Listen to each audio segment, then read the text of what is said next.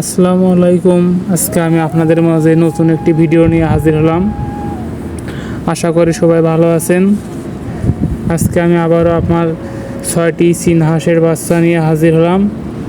আল্লাহর রহমতে আমার হাঁসের বাচ্চা 6টি সুস্থ সরল আছে।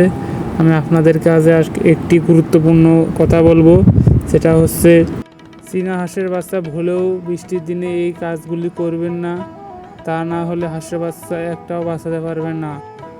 বৃষ্টির দিনে হাঁসের বাচ্চা ভিজলে পারে বিশাল রোগ ধরে এবং হাঁসের বাচ্চার এই সময় ব্যারাম ধরে। খাড়ায় সূর্য বৃষ্টি আসে, খাড়ায় রোদ আসে, আকাশের পরিস্থিতি অনেক খারাপ। হুট করে বৃষ্টি আসে, হুট করে রোদ ওঠে। এর কারণে হাঁসের বাচ্চা রোগ ধরে, ঝিমানো রোগ ধরে এবং আদার খায় না। হাঁসের বাচ্চা তার কারণে মারা যায়। এই বৃষ্টির সময় হাঁসের বাচ্চা ভুলেও ছাড়বেন না, তাহলে হাঁসের বাচ্চা নষ্ট হয়ে যাবে এবং মারাও যাবে, ব্যারাম ধরবে।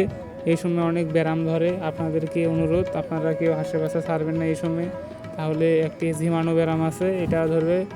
গরমে হাঁসের বাচ্চা টিকানো অনেক মুশকিল। খাড়ায় রোদ ওঠে, খাড়ায় বৃষ্টি ওঠে, আপনারা জানেনই। আর বন্যার সময় হাঁসের বাচ্চা ছেড়ে দেওয়াটা না ছেড়ে দেওয়াই ভালো। কুকুর শিয়াল টেয়াল ধরে না, বিপদটা আনাটাই ভালো। আপনারা বুঝে শুনে হাঁসের বাচ্চাকে বেঁধে রাখবেন যাতে বেরিয়ে না যায়। আপনারা যেভাবে আবদ্ধভাবে পালবেন 4-5টা হাঁসের বাচ্চা, এভাবে পালবেন। খাবার টাবার দেবেন।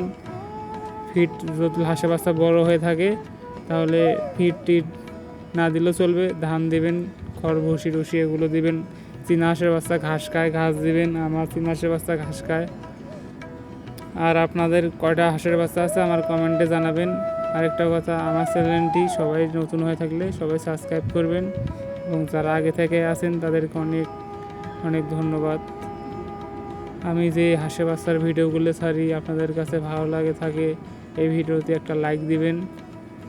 আর চীনা হাঁসের বাচ্চা আমি তো আগে থেকেই পালি, আপনারা জানেন।